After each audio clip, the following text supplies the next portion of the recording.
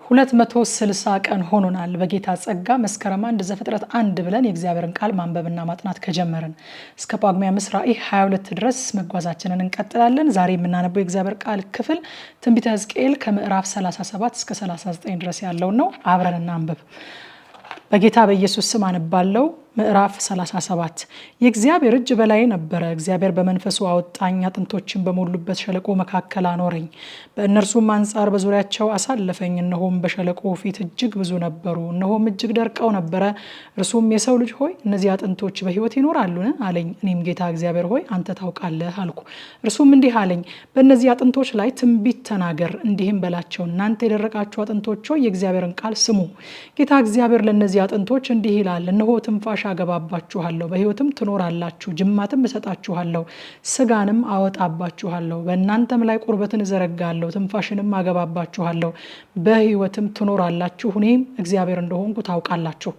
እንዳዘዘኝም ትንቢት ተናገርኩ። ስናገርም ድምፅ ሆነ፣ እነሆም መናወጥ ሆነ፣ አጥንቶች አጥንት ከአጥንት ጋር ተቀራረቡ። እኔም አየሁ፣ እነሆም ጅማት ነበረባቸው፣ ስጋም ወጣ፣ ቁርበትም በላያቸው ተዘረጋ፣ ትንፋሽ ግን አልነበረባቸውም። እርሱም የሰው ልጅ ሆይ ትንቢት ተናገር፣ ለነፋስ ትንቢት ተናገር። ለነፋስም ጌታ እግዚአብሔር እንዲህ ይላል፣ ነፋስ ሆይ ከአራቱም ነፋሳት ዘንድና እነዚህ የተገደሉት በሕይወት ይኖሩ ዘንድ እፍ በልባቸው በል አለኝ። እንዳዘዘኝም ትንቢት ተናገርኩ፣ ትንፋሽም ገባባቸው፣ ሕያዋንም ሆኑ፣ እጅግ ታላቅ ሰራዊት ሆኖ በእግራቸው ቆሙ።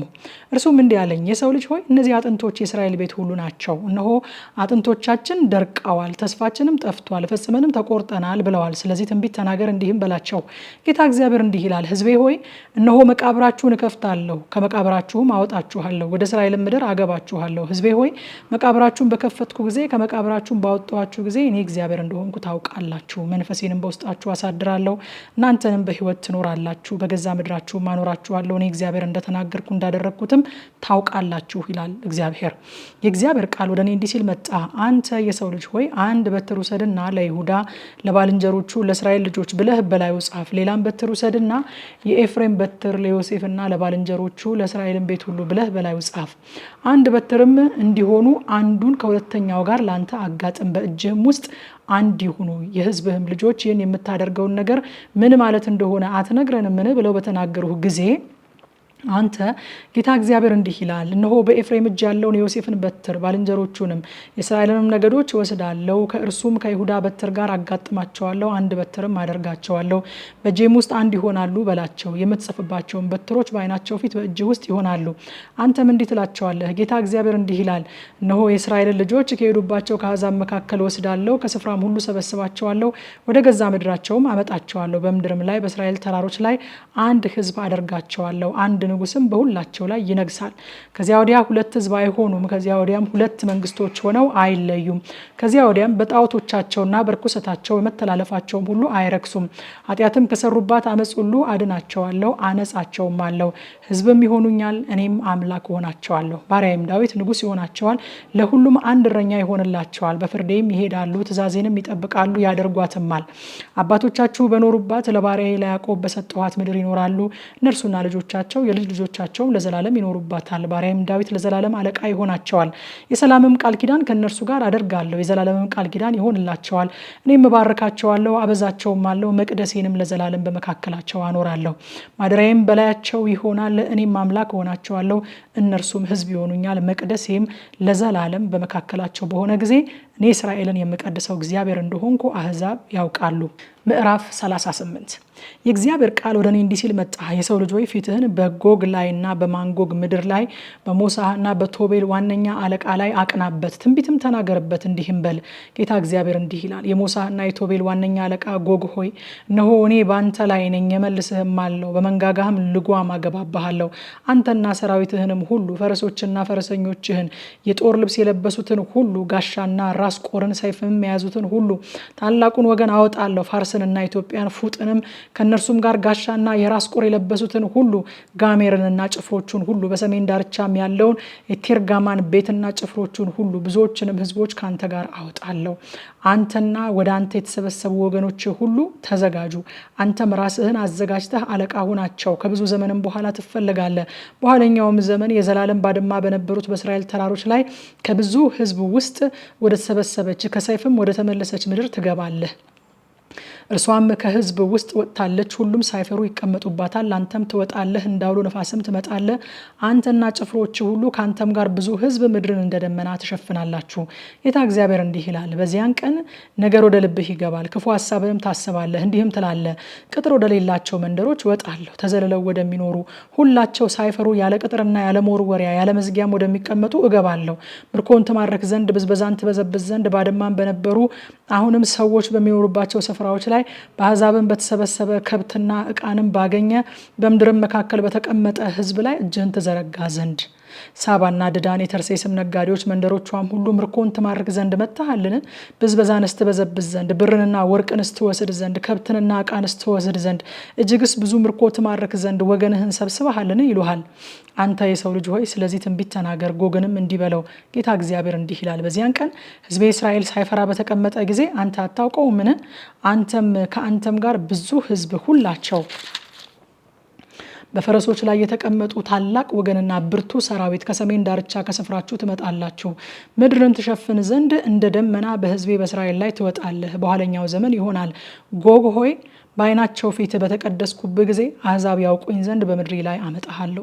ጌታ እግዚአብሔር እንዲህ ይላል፣ በእነርሱ ላይ እንደማመጣ በዚያን ዘመን ብዙ ዓመት ትንቢት በተናገሩ በባሪያዎቼ በእስራኤል ነቢያቶች በቀደመው ዘመን ስለ እነርሱ የተናገርኩ አንተ ነህን? በዚያም ቀን ጎግ በእስራኤል ምድር ላይ በመጣ ጊዜ መቅሰፍቴ በመዓቴ ይመጣል ይላል ጌታ እግዚአብሔር። በቅንዓቴና በመዓቴ እሳት ተናግሬያለሁ። በእርግጥ በዚያን ቀን በእስራኤል ምድር ጽኑ መናወጥ ይሆናል። ከፊቴም የተነሳ የባህር ዓሣዎችና የሰማይ ወፎች የምድረ በዳም አራዊት በምድርም ላይ የሚንቀሳቀሱ ተንቀሳቃሾች ሁሉ በምድርም ላይ የሚኖሩ ሰዎች ሁሉ ይንቀጠቀጣሉ። ተራሮችም ይገላበጣሉ፣ ገደላ ገደሎችም ይወድቃሉ፣ ቅጥርም ሁሉ ወደ ምድር ይወድቃል።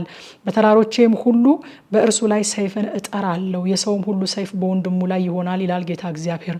በቸነፈርና በደም እፈርድበታለሁ፣ ዶፍም የበረዶም ድንጋይ እሳትና ድኝም በእርሱና በጭፍሮቹ ከእርሱም ጋር ባሉ በብዙ ሕዝብ ላይ አዘንባለሁ። ታላቅ እሆናለሁ፣ እቀደስማለሁ፣ በብዙ አሕዛብም ዓይን የታወቅሁ እሆናለሁ። እኔም እግዚአብሔር እንደሆንኩ ያውቃሉ። ምዕራፍ 39 አንተም የሰው ልጅ ሆይ በጎግ ላይ ትንቢትን ተናገር፣ እንዲህም በል፣ ጌታ እግዚአብሔር እንዲህ ይላል፣ የሞሳህና የቶቤል ዋነኛ አለቃ ጎግ ሆይ እነሆ እኔ ባንተ ላይ ነኝ፣ እመልስሃለሁ፣ እነዳህማለሁ፣ ከሰሜን ዳርቻ እጎትትሃለሁ፣ ወደ እስራኤልም ተራሮች አመጣሃለሁ፣ ከግራ እጅህም ቀስትን አስጥልሃለሁ፣ ከቀኝ እጅህም ፍላጾችን አስረግፍሃለሁ። አንተና ጭፍሮችህ ሁሉ ካንተም ጋር ያሉ ሕዝብ በእስራኤል ተራሮች ላይ ትወድቃላችሁ። ለሚናጠቁ ወፎች ሁሉና ለምድር አራዊትም መብል አድርጌ እሰጥሃለሁ። አንተ በምድር ፊት ላይ ትወድቃለህ፣ እኔ ተናግሬያለሁና ይላል ጌታ እግዚአብሔር። በማጎግም ላይ ሳይፈሩ በደሴቶች በሚቀመጡ ላይ እሳትን እሰዳለሁ፣ እኔም እግዚአብሔር እንደሆንኩ ያውቃሉ። ቅዱሱም ስሜ በሕዝቤ በእስራኤል መካከል ይታወቅ ዘንድ አደርጋለሁ። ቅዱሱንም ስሜን ከእንግዲህ ወዲህ አላረክስም። አሕዛብም እግዚአብሔርን የእስራኤል ቅዱስ እኔ እንደሆንኩ ያውቃሉ። እነሆ ይመጣል ይሆንማል ይላል ጌታ እግዚአብሔር። ያልኩት ቀን ይህ ነው። በእስራኤል ከተሞች የሚኖሩ ይወጣሉ፣ የጦር መሳሪያዎችንም በእሳት ያቃጥላሉ። አላባሽ ጋሻን፣ ቀስትን፣ ፍላጻዎችን፣ ጎመድንና ጦርን ያቃጥላሉ። 7 ዓመት በእሳት ያቃጥሏቸዋል። በጦር መሳሪያው እሳትን ያነዳሉ እንጂ እንጨትን ከምድረ በዳ አይወስዱም፣ ከዱርም አይቆርጡም። የገፈፏቸውንም ይገፋሉ፣ የበዘበዟቸውንም ይበዘብዛሉ ይላል ጌታ እግዚአብሔር። በዚያም ቀን በእስራኤል ዘንድ በባህር ምስራቅ የሚያልፉትን ሸለቆ የመቃብርን ስፍራ ለጎግ እሰጣለሁ፣ የሚያልፉትንም ይከለከላል። በዚያም ጎግንና ብዛቱን ሁሉ ይቀብራሉ። የሸለቆውንም ስም ሐሞን ጎግ ብለው ይጠሩታል። ምድሩንም ያጸዱ ዘንድ የእስራኤል ቤተሰቦች 7 ወር ይቀብሯቸዋል፣ የምድርም ሕዝብ ሁሉ ይቀብሯቸዋል። በተመሰገንኩበትም ቀን ለክብር ይሆንላችኋል ይላል ጌታ እግዚአብሔር። ምድርን ለማጽዳት በምድሩ ላይ ወድቀው የቀሩትን የሚቀብሩ ዘወትር በምድሩ ላይ የሚዞሩትን ሰዎች ይቀጥራሉ። ከ7 ወርም በኋላ ይመረምራሉ፣ በምድርም የሚዞሩ ያልፋሉ። የሰውንም አጥንት ቢያዩ ቀባሪዎች በሐሞን ጎግ ሸለቆ እስኪቀብሩት ድረስ ምልክት ያኖሩበታል። ደግሞም የከተማይቱ ስም ሐሞና ይባላል። እንዲሁ ምድሪቱን ያጸዳሉ። አንተም የሰው ልጅ ሆይ ጌታ እግዚአብሔር እንዲህ ይላል፣ ለወፎች ሁሉና ለምድር አራዊት ሁሉ እንዲህ በላቸው፣ ኑ ተከማቹ፣ ስጋንም ትበሉ ዘንድ ደምንም ትጠጡ ዘንድ በእስራኤል ተራሮች ላይ ወደማርድላችሁ መስዋዕት፣ እርሱም ታላቅ መስዋዕት ከየስፍራው ሁሉ ተሰብሰቡ። የኃያላኑን ስጋ ትበላላችሁ፣ የምድርን አለቆች የአውራ በጎችንና የጠቦቶችን፣ የፍየሎችን፣ የወይፈኖችን፣ የባሳንን ፍሪዳዎች ሁሉ ደም ትጠጣላችሁ። እኔም ከማርድላችሁ መስዋዕት እስክትጠግቡ ድረስ ጮማ ትበላላችሁ፣ እስክትሰክሩም ድረስ ደም ትጠጣላችሁ። በሰደቃዬም ከፈረሶችና ከፈረሰኞች ከኃያላንና ከሰልፈኞች ሁሉ ትጠግባላችሁ ይላል ጌታ እግዚአብሔር። ክብሬንም በአሕዛብ መካከል አኖራለሁ፣ አሕዛብንም ሁሉ ያደረኩባትን ፍርዴን በላያችሁ ባኖርኳት እጄ ያያሉ። እንግዲህ ወዲህ የእስራኤል ቤት እኔ እግዚአብሔር አምላካቸው እንደሆንኩ ያውቃሉ። አሕዛብም የእስራኤል ቤት በኃጢአታቸው ምክንያት እንደተማረኩ ያውቃሉ። ስለበደሉኝ እኔም ፊቴን ከነርሱ ስለሸሸኩ በጠላቶቻቸው እጅ አሳልፌ ሰጠኋቸው። እነርሱም ሁሉ በሰይፍ ወደቁ። እንደ ርኩሰታቸውም እንደ መተላለፋቸውም መጠን አደረግኩባቸው፣ ፊቴንም ከነርሱ ሸሸኩ። ስለዚህ ጌታ እግዚአብሔር እንዲህ ይላል፣ አሁን የያዕቆብን ምርኮ እመልሳለሁ፣ ለእስራኤልም ቤት ሁሉ እራራለሁ፣ ስለ ቅዱስ ስሜም እቀናለሁ። ማንም ሳያስፈራቸው በምድራቸው ተዘልለው በተቀመጡ ጊዜ፣ ከአሕዛብም ዘንድ በመለስኳቸው ጊዜ፣ ከጠላቶቻቸው ምድር በሰበሰብኳቸው ጊዜ፣ በብዙ አሕዛብም ፊት በተቀደስኩባቸው ጊዜ እፍረታቸውንና የበደሉኝን በደላቸውን ሁሉ ይሸከማሉ። እኔም ወደ አሕዛብ አስማርኪያቸዋለሁና ወደ ገዛ ምድራቸውም ሰብስቤያቸዋለሁና እኔ እግዚአብሔር አምላካቸው እንደሆንኩ ያውቃሉ። በዚያም ከእነርሱ አንድ ሰው ከእንግዲህ ወዲያ አልተውም፣ ፊቴንም ከእነርሱ ከእንግዲህ ወዲህ አልሸሽግም፣ መንፈሴን በእስራኤል ቤት ላይ አፍስሻለሁና ይላል ጌታ እግዚአብሔር። ከምሽቱ 3 ሰዓት በኢትዮጵያ ሰዓት አቆጣጠር አሁን ያነበብኩትን ክፍል በጥልቀት እናጠናለን። በቲክቶክ እና በቴሌግራም ገጻችን የቀጥታ ስርጭት ላይ መታችሁ አብራችሁ እንድታጠኑ ጋብዛለሁኝ። ጸጋ ይብዛላችሁ።